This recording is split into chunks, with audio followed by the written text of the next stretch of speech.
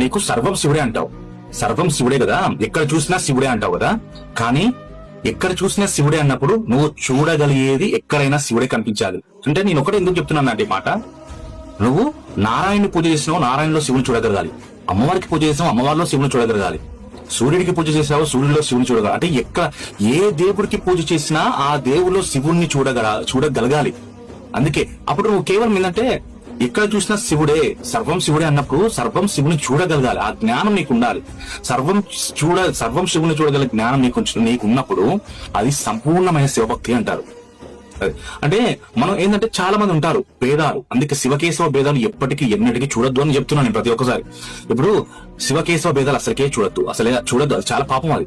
ఇప్పుడు నా పేరు శివ, కానీ నేను శివకేశవగా మార్చుకున్న పేరు నాకు, ఎందుకంటే నాకు శివకేశవ అనే పేరు చాలా ఇష్టం.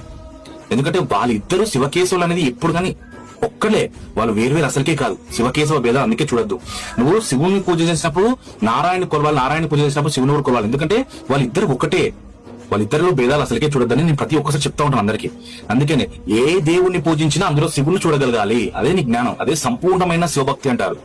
అది చూడగలిగితే నువ్వు శివుడికి చాలా దగ్గరగా ఉన్నట్టు, శివుడికి నువ్వు సంపూర్ణమైన భక్తిని అందించినట్టు. హర హర మహాదేవ శంభో శంకర శివకేశవాయ.